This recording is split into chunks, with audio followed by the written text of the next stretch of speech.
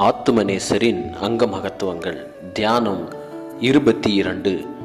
ஆத்துமநேசரின் கண் 1ஆம் பங்கு. வேதம். அவர் சமீபமாய் வந்தபோது நகரத்தை பார்த்து அதற்காக கண்ணீர் விட்டார். அவர் மாம்சத்தில் இருந்த நாட்களில் பலத்த சத்தத்தோடும் கண்ணீரோடும் விண்ணப்பம் பண்ணி வேண்டுதல் செய்தார். கப்பலின் பின்னியத்தில் அவர் தலையணையை வைத்து நித்திரையாயிருந்தார். அவர்களுடைய இருதய கடினத்தின் நிமித்தம் அவர் விசனப்பட்டு கோபத்துடனே சுற்றிலும் இருந்தவர்களை பார்த்தார். போதனை. இந்த இடத்தில் நம் ஆண்டவர் இயேசு கிறிஸ்துவின் சில குறிப்புகளை பற்றி, அவருடைய கண்ணை பற்றி நாம் தியானிக்கலாம்.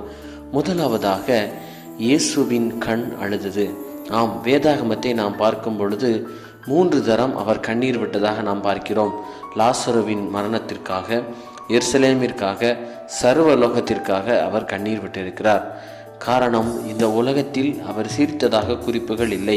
அவர் முடிக்க வேண்டிய வேலையை குறித்து அவர் கண்ணீர் விட்டிருக்க வேண்டும். இரண்டாவதாக, இயேசுவின் கண் தூங்கினது.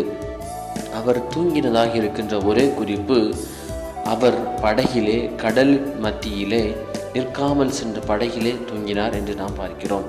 மூன்றாவதாக, பாவ வெறுப்பை காட்டினது. ஆம், நம் ஆண்டவர் இயேசு கிறிஸ்து ஓய்வு நாளில் அற்புதம் செய்தார் என்று குற்றம் சாட்ட வந்தவர்களை பார்த்து அவர் கோபமாய் பார்த்தார்.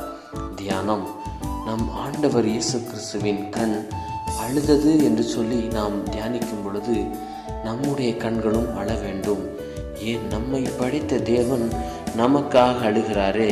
எத்தனையோ தரம் நாம் அவரை அழ வைத்து நமக்கு கிடைத்த இரட்சணிய காலத்தில் அவருக்காக நம்மை ஆதாயப்படுத்தாமல், பிறரையும் ஆதாயப்படுத்தாமல் வாழ்ந்து கொண்டிருக்கிறோம். நம் ஆண்டவர் இயேசு கிறிஸ்து பட்ட கண்ணீரை பார்த்து இன்று நாம் அவருக்காக நம்மை மாற வேண்டும். நம்முடைய கடின இருதயத்தை மாற்ற வேண்டும். இரண்டாவதாக, ஆண்டவர் இயேசு கிறிஸ்து நம்மை மறந்து தூங்காமல் இரவும் பகலும் நம்மை நோக்கி காற்றும் கடலும் போன்ற உலக நாசமோசங்களும் ஆவிக்குரிய போராட்டங்களும் வரும் பொழுது அவர் எந்த நொடியும் எந்த நிமிடமும் தூங்காமல் இருக்க வேண்டும்.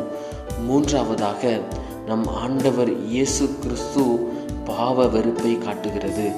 ஆம், நாமும் ஓய்வு நாளை பரிசுத்தமாய் ஆசரித்து அவர் நம் மீது இருக்கின்ற பாவ வெறுப்பை விலக்குவோம். ஜெபம்.